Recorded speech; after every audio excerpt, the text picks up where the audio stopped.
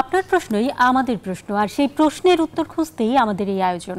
খবর এবং তার পেছনের খবর বিশ্লেষণ করি আমরা। রাজনীতি, অর্থনীতি, সংস্কৃতি, সমসাময়িক বিভিন্ন বিষয় নিয়ে কথা বলি সিএসআরএম জনতন্ত্র গণতন্ত্রে। আপনাদের সবাইকে সিএসআরএম জনতন্ত্র গণতন্ত্রে স্বাগত জানাচ্ছি। আমি অন্তরা বিশ্বাস। আজ আমরা শুরুতেই কথা বলবো বেনজির আজিজ ইস্যু নিয়ে। দর্শক, আপনারা সবাই জানেন আওয়ামী লীগের সাধারণ সম্পাদক ওবায়দুল কাদের তিনি যেটি বলছেন যে বেনজির আজিজ ইস্যুতে সরকার মোটেই বিব্রত নয়, এবং তিনি আরেকটি কথা বলছেন যে বিএনপির আমলে আইজিপি ছিলেন আশরাফুল হুদা, তার নামেও আসলে এ ধরনের অনেক অভিযোগ ছিল। এবং তিনি যেটি বলছেন যে সাবেক সেনাপ্রধান আজিজ আহমেদ তিনি যদি অপরাধী হয় তার বিরুদ্ধে তদন্ত করবে দুদক। আপনারা এখন পর্যন্ত আপনারা সবাই জানেন যে বেনজির আহমেদের বিরুদ্ধে যে তদন্ত সেটি এরই মধ্যে শুরু হয়ে গেছে, এবং 6 জুন বেনজির আহমেদ এবং 9 জুন তার স্ত্রী সন্তানরা দুদকের মুখোমুখি হবে। এবং এই সকল বিষয় নিয়ে আলাপ করতে আমাদের সঙ্গে আজ স্টুডিওতে আছেন জনাব নাজমুল আশরাফ, প্রধান সম্পাদক টিবিএন 24। আপনাকে স্বাগত জানাচ্ছি আমাদের এই আয়োজনে। এছাড়াও আমাদের সঙ্গে অনলাইনে যুক্ত হয়েছেন অধ্যাপক ডক্টর সাদেকুল আরেফিন, সাবেক উপাচার্য, বরিশাল বিশ্ববিদ্যালয়। আপনাকেও স্বাগত সিএসআরএম জনতন্ত্র গণতন্ত্রে। শুরুতেই জনাব নাজমুল আশরাফ, আপনার কাছে আসলে যেটি জানতে চাই, এই বেনজির আহমেদ 2020 সালের 15 এপ্রিল থেকে 22 সেপ্টেম্বর পর্যন্ত তিনি পুলিশের মহাপরিদর্শক হিসেবে ছিলেন, এবং এই সময়ের মাঝখানেই 2021 সালের ডিসেম্বরের দিকে যুক্তরাষ্ট্র তারা যে নিষেধাজ্ঞা দিয়েছিল র্যাবের বিরুদ্ধে, মানে সাবেক এবং তখনকার যে সদস্যরা ছিলেন তাদের মধ্যে বেনজির আহমেদের নামও আসলে সেই সময় ছিল। যে প্রশ্নটি আসলে বিশেষভাবে আজকে আপনার কাছে করতে চাই যে যদি তিনি এই অপরাধ কাণ্ডের সঙ্গে বা এই ধরনের দুর্নীতির সঙ্গে বা সম্পদ বাড়ানোর অবৈধ সম্পদের যদি নিজে আসলে বাড়িয়ে থাকেন, সেটির সঙ্গে তিনি যদি যুক্ত হয়ে থাকেন, তিনি একা তো এই কাজটি করতে পারেননি, এর সঙ্গে আমলা, পুলিশ, দেশে দেশের বাইরে এবং উচ্চপদস্থ তার নিম্নপদস্থ অনেকেই তো আসলে জড়িত ছিলেন। তো যখন এই মামলাটি হবে তখন তাদের নামও কি আসবে, নাকি শুধু বেনজির আহমেদ আর তার পরিবারই থাকবে? ধন্যবাদ অন্তরা বিশ্বাস। ব্যক্তি যখন কোনো অপরাধ করেন, প্রথমত সেটি ব্যক্তির দায়। অপরাধটা যদি ছোটোখাটো হয় সেটি হয়তো একজন মানুষের পক্ষে করা সম্ভব বা দু একজনের সহযোগিতায়। যখন অপরাধটা অনেক বড় মাত্রার হয় এবং সেই অপরাধের সাথে যদি প্রাতিষ্ঠানিক সম্পর্ক থাকে, রাজনীতির সম্পর্ক থাকে এবং দুর্বৃত্তপনা, সেটি অর্থনৈতিক দুর্বৃত্তপনা হোক, রাজনৈতিক দুর্বৃত্তপনা হোক, সেটি জাতীয় হোক বা আন্তর্জাতিক হোক, সেগুলোর যদি সংশ্লিষ্টতা থাকে সেক্ষেত্রে একা কারো পক্ষে এত বড় অপরাধ করা সম্ভব না। সাবেক আইজিপি জনাব বেনজির আহমেদের যেই তথ্যগুলো এ পর্যন্ত গণমাধ্যমে উঠে এসেছে, এটা কোনো একজনের পক্ষে বা শুধু ব্যক্তি বেনজিরের পক্ষে করা সম্ভব না, নিশ্চয়ই তার সাথে অনেকে সহযোগিতা করেছেন। এখন কোন মানুষগুলো সহযোগিতা করেছেন আমরা ব্যক্তি ধরে ধরে আলোচনা করতে পারি, কিন্তু বেনজির আহমেদ কি ছিলেন? তিনি পুলিশের প্রধান ছিলেন, তিনি একসময় র্যাবের প্রধান ছিলেন, তিনি গোটা বাংলাদেশ পুলিশের প্রধান ছিলেন, আবার ঢাকা মহানগর পুলিশ প্রধান ছিলেন। তার মানে 3টি অতি গুরুত্বপূর্ণ পদে তিনি ছিলেন। এবং বাংলাদেশের বাস্তবতায়, বাংলাদেশের রাজনীতিতে পুলিশের ভূমিকা, র্যাবের ভূমিকা নিয়ে অনেক প্রশ্ন। আবার এই দুটি সংস্থা এত বেশি গুরুত্বপূর্ণ, জননিরাপত্তা থেকে শুরু করে দেশ পরিচালনা করা, সব ক্ষেত্রে এদের অনেক গুরুত্বপূর্ণ ভূমিকা আছে। আমরা পুলিশকে হয়তো পাইকারি হারে দোষ দিই যে তারা দুর্নীতিবাজ, তারা ঘুষখোর, তারা অনিয়ম করেন, বেআইনি কাজ করেন। এই কাজটা কি শতভাগ পুলিশ করেন? নিশ্চয়ই না। কিন্তু যারা করেন তাদেরটাই সামনে আসে এবং তারাই অনেক বেশি প্রভাব বিস্তার করেন, তাদের কর্তৃত্বটাই আমাদের চোখে বেশি পড়ে। ফলে যারা সৎ মানুষ আছেন, র্যাবে হোক, পুলিশে হোক বা আরও যেসব নিরাপত্তা বাহিনী বা সরকারি সংস্থা আছে, তাদের মধ্যে অসংখ্য নিবেদিত প্রাণ সৎ মানুষ আছে যারা আইনানুগ কাজ করেন, যারা কখনোই অন্যায় করেন না, জনস্বার্থ, জনগণের উপকার করেন। সেই মানুষগুলো আড়ালে থাকে, কিন্তু সামনে আসে কারা? অসৎ মানুষগুলো, দুর্নীতিবাজ মানুষগুলো। বেনজির আহমেদ 3টি গুরুত্বপূর্ণ পদে ছিলেন এবং এই পদগুলো এবং এই বাহিনীগুলো রাজনীতির জন্য খুবই গুরুত্বপূর্ণ। সেটি সরকারি দলের রাজনীতি হোক, বিরোধী দলের রাজনীতি হোক, যখন যারা সরকারে থাকেন তারা এই বাহিনীগুলোকে ব্যবহার করেন তাদের রাজনৈতিক স্বার্থে। সেটি ইতিবাচক নেতিবাচক দুই ধরনেরই হতে পারে। বাংলাদেশে পুলিশের যে ভূমিকা বা র্যাবের যে ভূমিকা, এটি রাজনীতিতে ইতিবাচক ব্যবহার কমই হয়, নেতিবাচক ব্যবহারই বেশি হয়, বা নেতিবাচক ব্যবহারটার প্রভাব বেশি পড়ে, মানুষ বেশি জানে, আলোচনা বেশি হয়, ফলে তাদের ভাবমূর্তি নষ্ট হয়। বাহিনীর ভাবমূর্তির ব্যাপার তো আছেই, পাশাপাশি ওবায়দুল কাদের বলছেন যে এতে সরকারের ভাবমূর্তি নষ্ট হচ্ছে না। আমি ওবায়দুল কাদের সাহেবের মন্তব্যে আসার আগে বলি যে এই দুটো বাহিনীকে যিনি নেতৃত্ব দিয়েছেন এবং যেই সময়টাতে নেতৃত্ব দিয়েছেন, তখন দেশের যে রাজনৈতিক অবস্থা ছিল, আমাদের গণতন্ত্র, নির্বাচন, সুশাসন, জবাবদিহিতা, স্বচ্ছতা, মানে যা কিছু গুরুত্বপূর্ণ একটা দেশ বা রাষ্ট্রের জন্য, তার অনেক ক্ষেত্রেই এই বাহিনীগুলোর যেই ভূমিকা এবং প্রভাব তার নেতৃত্বে হয়েছে। তার মানে ব্যক্তি বেনজির কি পুলিশ বিভাগ বা এই র্যাবের মতো সংস্থাকে তার ব্যক্তিগত কাজে ব্যবহার করেছেন, নাকি সরকারি কাজে ব্যবহার করেছেন, না রাষ্ট্রীয় কাজে ব্যবহার করেছেন, বা অপব্যবহার করেছেন? ফলে সরকার যখন তাকে এই কাজগুলো করতে দিয়েছে বা সরকার তাকে দিয়ে এই কাজগুলো করিয়েছে, তার সুযোগটা তিনি নিয়েছেন। তার এত কর্তৃত্ব, এত প্রভাব ছিল, আর এত গুরুত্বপূর্ণ পদে তিনি ছিলেন, এবং সরকার যখন তাকে ব্যবহার করে, ব্যবহারটা কিভাবে করে এটা প্রমাণ করা মুশকিল, কিন্তু আমরা ওই সময় তার বক্তব্য, পুলিশের ভূমিকা, আমাদের রাজনীতি, গণতন্ত্র, আন্দোলন, নির্বাচন, সব ক্ষেত্রে এই বাহিনীগুলোকে যেভাবে আমরা কাজ করতে দেখেছি সেগুলো সঠিক ছিল না, এবং তার নেতৃত্বে হয়েছে, ফলে দায়টা তাকে নিতে হবে। তিনি করেছেন মানে কি, তিনি তো ব্যক্তিগত স্বার্থে করেছেন না সরকারের স্বার্থে করেছেন? সরকারের স্বার্থেই করেছেন বলে প্রতীয়মান হয় তার তখনকার ভূমিকা, এবং তিনি যখন সরকারকে এত বড় উপকার করেছেন বা সরকারকে এই সহযোগিতাটা করেছেন, তার সুযোগ নিয়ে তিনি তার প্রভাব বিস্তার করেছেন এবং এত সব সম্পদের মালিক হয়েছেন অবৈধভাবে, সেটি এখন বেরিয়ে আসছে, এখন ব্যবস্থা নিচ্ছে সরকার, কি সেগুলো তখন জানতো না? নিশ্চয়ই জানার কথা, না জানলে পরে সেটি সরকারের ব্যর্থতা। ডক্টর সাদেকুল আরিফিনের কাছ থেকে ওবায়দুল কাদের ব্যাপারে মন্তব্যটা দেব, শেষ করি। মন্তব্যটা নিব আপনার কাছে, ওনার কাছ থেকে একটু কথা শুনে আপনার কাছে সব বিষয়ে মন্তব্য নেব। অধ্যাপক ডক্টর সাদেকুল আরিফিন, আপনার কাছে আসলে বিশেষভাবে যেটা জানতে চাই, আমাদের সাবেক সেনাপ্রধান এবং সাবেক পুলিশের মহাপরিদর্শক, অর্থাৎ পুলিশ এবং সেনাবাহিনী দুটিরই সর্বোচ্চ পর্যায়ে যিনি রয়েছেন, যারা ছিলেন, যে দুজন, সেই দুইজনের বিষয়ে এখন আমাদের প্রশ্ন আসছে সকলের মনে, তারা দুজনই প্রশ্নবিদ্ধ হয়েছেন। এখন আমরা অতীতে যেটা দেখেছি যে অনেককে এরকম বড় পর্যায়ে যারা থাকেন তাদেরকে দায় মুক্তি দেওয়া হয়। বেসিক ব্যাংকের চেয়ারম্যান আব্দুল হাই, তাকে দায় মুক্তি দেওয়া হয়েছিল। যুবলীগ নেতা ইসমাইল হোসেন সম্রাটের বেলায় আমরা দায় মুক্তি দেখেছি। এখন এই যে বেনজির আহমেদের যে তদন্ত শুরু হলো, মানে ভবিষ্যতে এরকম কি হয়ে যাবে যে বেনজির আহমেদকেও দায় মুক্তি দেওয়া হবে?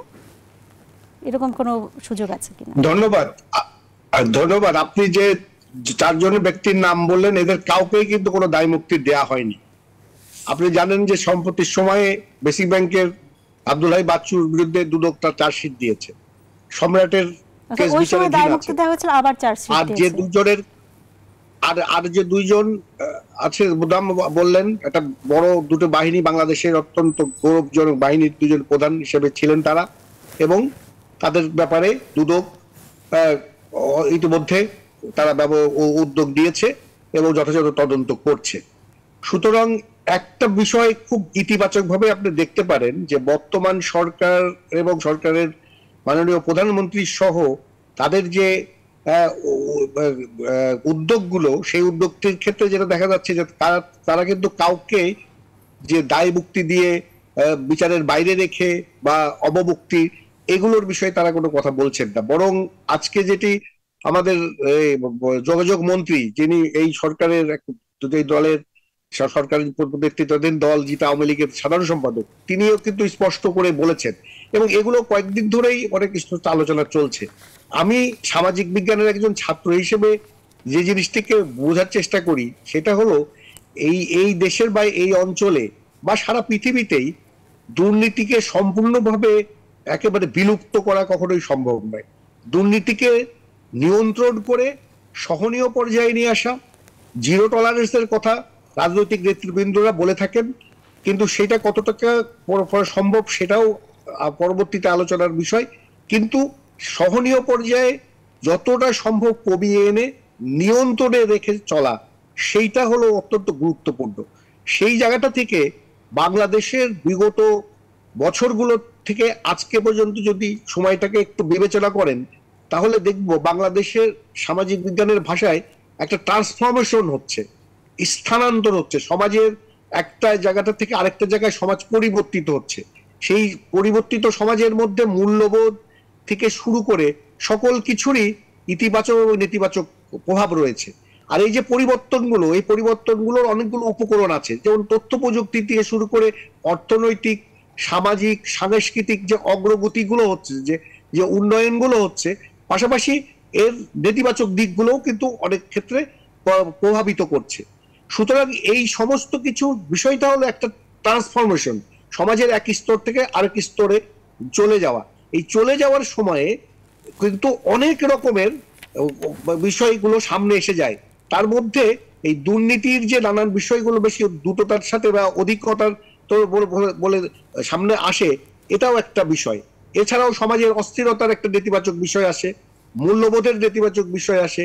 পাশাপাশি আমরা যদি ইতিবাচক বিষয়গুলো দেখি, যে এই সমাজের, এই দেশের অগ্রগতির জন্য জাতিসংঘের গ্রাজুয়েশন পাচ্ছে, সাংস্কৃতিক অগ্রগতির জন্য নানা ধরনের নেতৃত্বকে সামনে আনা হচ্ছে, এবং অর্থনৈতিক এবং অন্যান্য বিষয়গুলোরও কিন্তু অগ্রগতির একটি দৃশ্যমান দিক কিন্তু দেখা যাচ্ছে।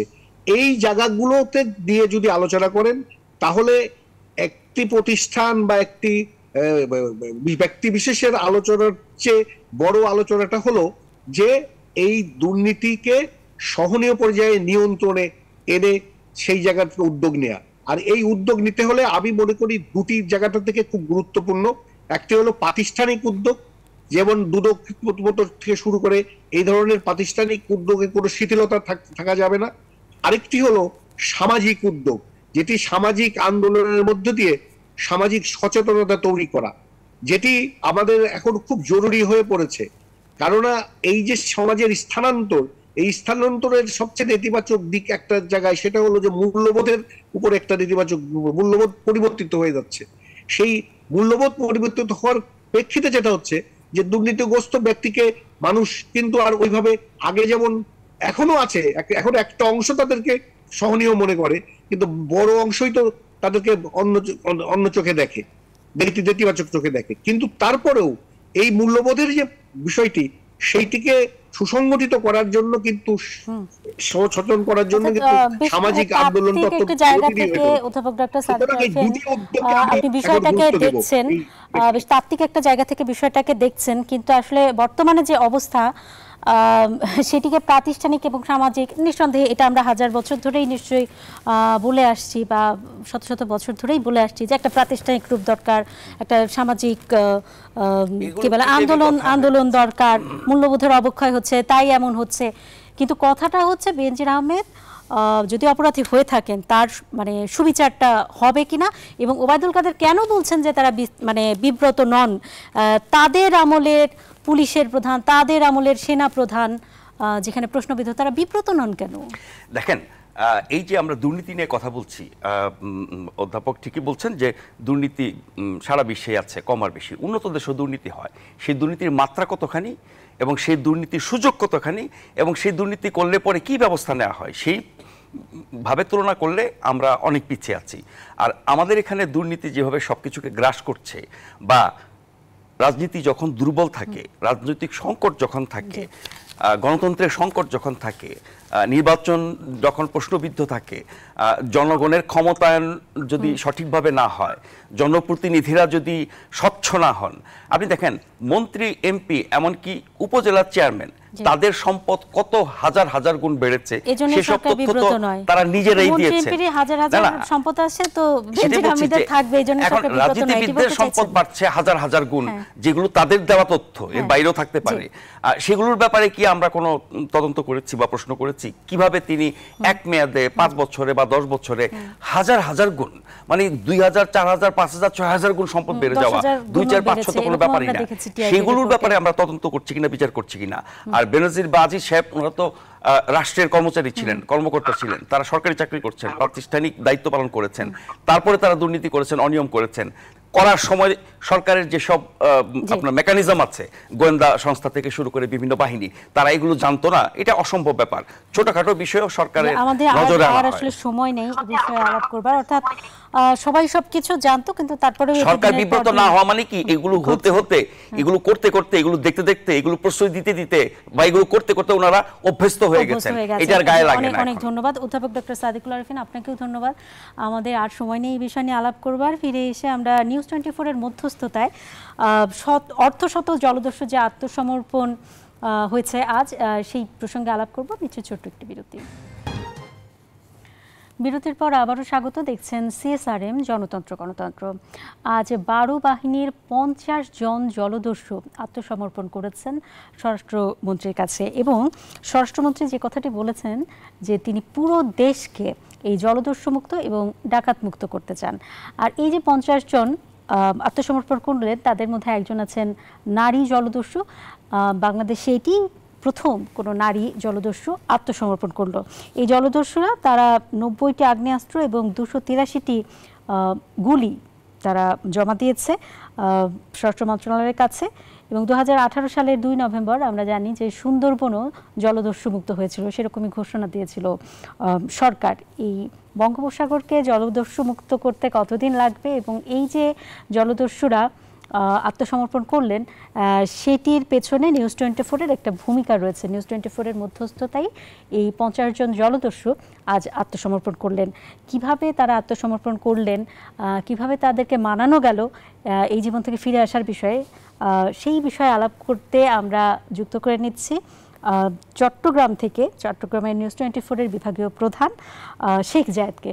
শেখ জায়েদ আমাদেরকে জানাবেন কিভাবে এই জলদস্যুদেরকে রাজি করানো গেল আত্মসমর্পণ করার বিষয়টিতে। ধন্যবাদ আপনাকে। আমাদের একজন সহকর্মী নিউজ 24 এর জ্যেষ্ঠ প্রতিবেদক আকরাম হোসাইন দীর্ঘদিন ধরে তিনি বঙ্গোপসাগরে যারা জলদস্যুতা করছেন, বিশেষ করে কক্সবাজার এবং চট্টগ্রাম উপকূলে যারা জেলেদের উপর অত্যাচার করত, যারা জেলেদের মাছ লুটে নিত, জেলের নৌকা লুটে নিত, জেলেদেরকে অপহরণ করে মুক্তিপণ আদায় করত, এবং লবণ মাঠে যারা লবণ চাষ করতেন তাদের কাছ থেকে পর্যন্ত যারা চাঁদা আদায় করত। এবং আপনি জেনে থাকবেন যে 2-3 বছর আগেও এরকম ঘটনা ঘটেছে। গত বছরও আমরা দেখেছি যে কক্সবাজারে জলদস্যুরা 11 জনকে মেরে তাদেরকে নৌকার পাটাতনের ভিতরে রেখে তার উপরে কাঠ দিয়ে পেরেক মেরে একেবারে মানে নৌকাটি ভাসিয়ে দিয়েছিল। সেই লাশ ভাসতে ভাসতে কক্সবাজারের উপকূলে এসেছে। 11 জনের মৃতদেহ সেখান থেকে উদ্ধার করা হয়েছে। তো এই দস্যুতার কারণে অনেক হানাহানি, অনেক মারামারি, অনেক কাটাকাটি এই কক্সবাজার এবং চট্টগ্রামের সমুদ্র উপকূলে হয়েছে। তো সেটির ক্ষেত্রে দেখা গেছে যে র্যাব বিভিন্ন সময় অভিযান চালিয়েছে, বিভিন্ন সময় অনেকেই গ্রেপ্তার হয়েছে। কিন্তু আমাদের সহকর্মী আকরাম হোসেন দীর্ঘদিন ধরেই তিনি আসলে এটির পিছনে লেগেছিলেন। এবং জলদস্যুরা যখন মানে এই অবস্থা, বিশেষ করে আপনি জানবেন যারা দস্যুতায় লিপ্ত তারাও একসময় জেলে ছিল, তো তাদের পরিবারের অবস্থাও কিন্তু ভালো নয়, এবং তারা একরকম পরিবার থেকে দীর্ঘদিন যাবৎ বিচ্ছিন্ন থাকতে হয় তাদের এই দস্যুতার সঙ্গে যুক্ত থাকার কারণে। তো তারাও হচ্ছে দিন আনে দিন খায় এমন একটি অবস্থা। তো তারা যখন সুযোগটি পেল এবং তারা, আমাদের সহকর্মী আকরাম হোসেন কয়েকজনের সঙ্গে কথা বলেন, তারা আত্মসমর্পণের ইচ্ছা প্রকাশ করেন।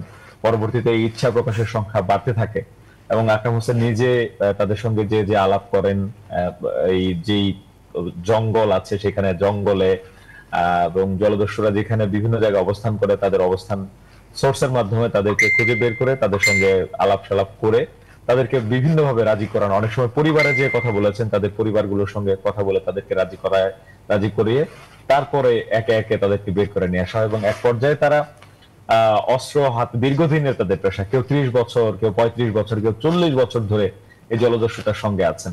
তো তারা তাদের এই যে অস্ত্রের জোরে তারা শক্তিশালী ছিলেন, সেই অস্ত্র নিয়ে কিন্তু তারা জঙ্গল থেকে এবং বিভিন্ন জায়গা থেকে বেরিয়ে এসে তারা কিন্তু আত্মসমর্পণে রাজি হয় এবং তারা কিন্তু আত্মসমর্পণ করে।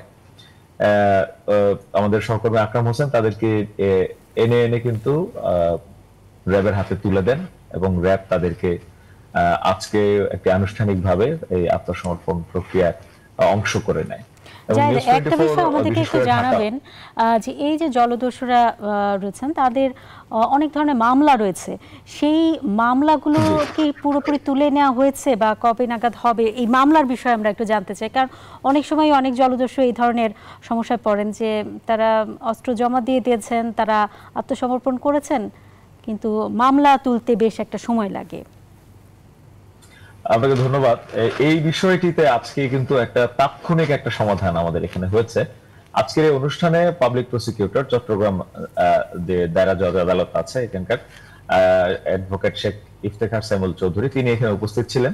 আমাদের সহকর্মী আকরাম হোসেন একটি কাজ করেছেন, তাকে সরাসরি স্বরাষ্ট্রমন্ত্রীর সঙ্গে কথা বলে দিয়েছিলেন যে এর আগে আমরা আত্মসমর্পণ প্রক্রিয়া করেছি, সেখানে যে সমস্যাগুলো হয়েছে দীর্ঘসূত্রিতা এই কারণে হয়েছে, আপনি একটু দয়া করে মাঝখানে যেই দাপ্তরিক বিষয়গুলো আছে এগুলো সমাধান করে দেন। তখন স্বরাষ্ট্রমন্ত্রী সরাসরি তাকে নির্দেশ দিয়েছেন যে আমরা তাদেরকে একটি বিশেষ সুযোগ দিব, যাদের বিরুদ্ধে খুন এবং ধর্ষণ এই ধরনের মামলা নেই বা এই ধরনের অভিযোগ নেই, তাদেরকে আমরা সহজ একটা প্রক্রিয়ার মাধ্যমে, জামিনের মাধ্যমে তাদেরকে আমরা এখান থেকে রেহাই দেওয়ার চেষ্টা করব, যেহেতু তারা আমাদের উপর আস্থা রেখে তারা তাদের একটা পেশা ছেড়ে আসছেন।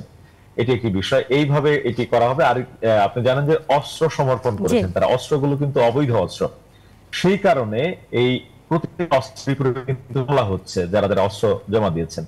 তো আজকে যারা আত্মসমর্পণ করলেন তাদেরকে কিন্তু বাঁশখালী থানায় নিয়ে যাওয়া হয়েছে এবং সেখান থেকে কিন্তু তাদেরকে কারাগারে নিয়ে যাওয়া হয়েছে এবং পরবর্তীতে তারা আদালতের মাধ্যমে, সেটি হয়তো 20 দিন 25 দিন বা 1 মাস সময় লাগতে পারে, যে প্রক্রিয়াগুলো রয়েছে, যাদের বিরুদ্ধে খুন ধর্ষণের মামলা নেই তারা কিন্তু আদালতের মাধ্যমে তারা স্বাভাবিক জীবনে আসবে এবং তাদেরকে কর্মসংস্থান এবং সেটি ফলো আপ এটি করা হবে। আমি 1 মিনিটে শেষ করতে চাই, সেটি হচ্ছে যে আমি নিউজ 24 এর আমাদের যারা দায়িত্বে আছেন, অর্থাৎ নিউজ 24 এক্সিকিউটিভ এডিটর জনাব রাহুল রাহা, নিউজ 24 এর যিনি ম্যানেজিং ডিরেক্টর এবং বসুন্ধরা গ্রুপের এমডি জনাব সাহেব সোহান আন্টি, বসুন্ধরা গ্রুপের চেয়ারম্যান জনাব আহমেদ আকবর সোহান, তাদের কাছেও আমরা কৃতজ্ঞতা জানাই যে আমরা এই সুযোগটি পেয়েছি এবং আমরা যেটি বলেছি যে এই জলদস্যুরা আত্মসমর্পণ করতে চান, আমাদের উপর আস্থা রেখেছে এবং তারা যে আমাদের উপর আস্থা রেখেছেন এবং এই যে আমরা কতগুলো প্রতিবেদন করলাম সেই প্রতিবেদনগুলো সুন্দরভাবে করার ক্ষেত্রে নিউজ 24 পরিবার যেভাবে সহযোগিতা করেছে এবং আজকের আয়োজনটি সুন্দরভাবে সফল হয়েছে, সেজন্য আমরাও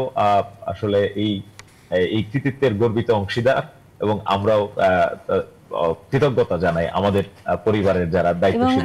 জায়েদ, আপনারা চট্টগ্রামে যারা কাজ করছেন আপনাদেরকে বিশেষভাবে অভিনন্দন জানাই, আপনাদেরকে অভিনন্দন এবং বিশেষ অভিনন্দন আকরাম হোসেনের প্রতি। অসংখ্য ধন্যবাদ আমাদের সঙ্গে যুক্ত হওয়ার জন্য। আমাদের একটা বিরতি নিতে হচ্ছে, বিরতির পর নাজমুল সাহেব আপনার কাছে আসবো এই জলদস্যুতার বিষয়ে আরো বিস্তারিত জানতে। দর্শক, ফিরছি কিছুক্ষণের মাঝে। বিরতির পর আবারও স্বাগত, দেখছেন CSRM জনতন্ত্র গণতন্ত্র। আমরা আলাপ করছিলাম নিউজ 24 এর মধ্যস্থতায় অর্ধশত জলদস্যুর আত্মসমর্পণের বিষয়ে। যে কথাটি বিরতির আগে শেখ জায়েদ বলছিলেন, মামলার বিষয়টি, সেটি নিষ্পত্তি হতে কিছুটা সময় লাগবে, অনেকের নিষ্পত্তি আসলে হবে না।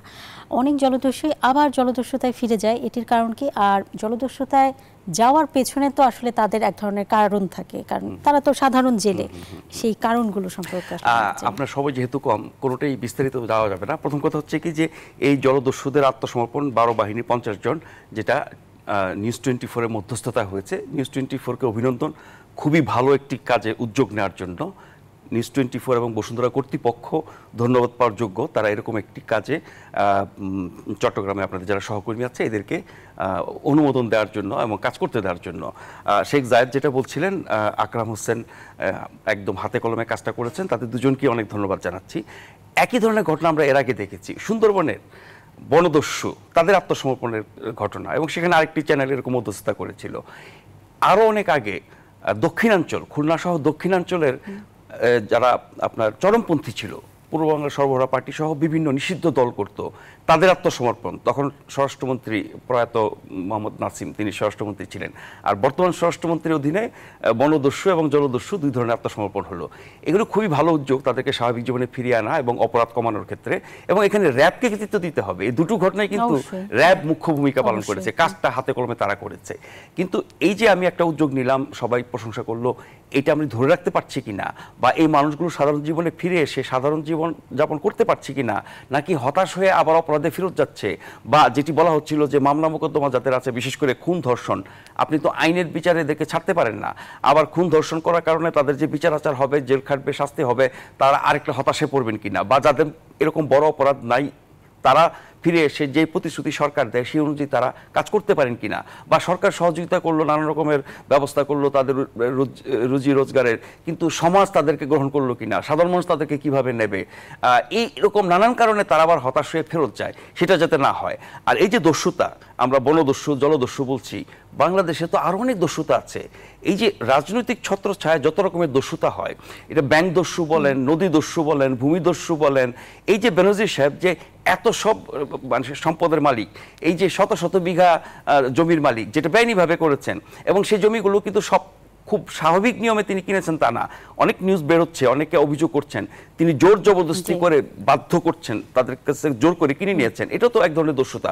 এবং রাজনীতিতে যত রকমের দস্যুতা আছে, সেই কারণে আমরা উন্নয়নের সুফল পাই না, অর্থনীতির অগ্রগতি হয় না, যতটুকু আগায় তার চেয়ে বেশি পিছিয়ে যায়। ফলে সব ধরনের দস্যুতা দমন করা উচিত, যেটা স্বরাষ্ট্রমন্ত্রী বলছিলেন যে তিনি বাংলাদেশকে দস্যুমুক্ত করবেন। আমরা শুধু খালি বনদস্যু আর জলদস্যু না, সব ধরনের দস্যুমুক্ত হোক, রাজনৈতিক দস্যুতা সবার আগে দরকার বন্ধ করা। জি, অনেক ধন্যবাদ আপনাকে। দর্শক, আসলে সেটি আমাদেরও প্রত্যাশা, সব ধরনের দস্যুতা মুক্ত হোক বাংলাদেশ, সেই প্রত্যাশা নিয়েই শেষ করছি আজকের CSRM জনতন্ত্র গণতন্ত্র। শুভরাত্রি।